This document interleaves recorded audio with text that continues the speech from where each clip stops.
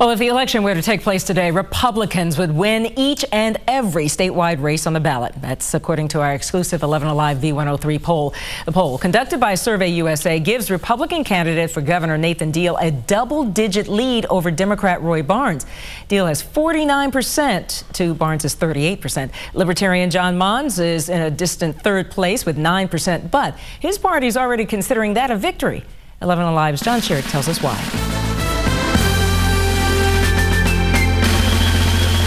If I was a member of the Libertarian Party's leadership, I'd be thrilled. And they are. The Libertarian Party of Georgia dares to believe now that their candidate for governor, this year it's John Monds, might end up with at least 10% of the vote for the first time ever in Georgia. And give them a choice that they can feel good about. These numbers are potentially historic for the Libertarian Party if they hold. Political analyst Bill Crane says the Libertarian candidate's biggest impact on November 2nd would be to hold Republican Nathan Deal to less than a majority of the vote, forcing Deal into a runoff with Democrat Roy Barnes. Libertarian candidates more typically draw from a Republican nominee, not as opposed to a Democratic nominee. Libertarian John Monds was in South Georgia on Monday and was planning to campaign in Metro Atlanta on Tuesday. Libertarians are definitely trying to build a foundation this year for 2012 and beyond.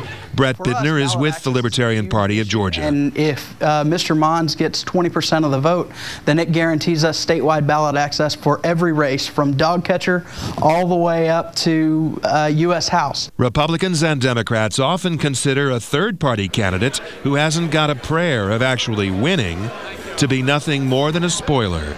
Libertarians consider themselves to be one more choice. So on November 2nd, people can vote for their conscience, and then come November 30th with the runoff, they can choose the lesser of two evils.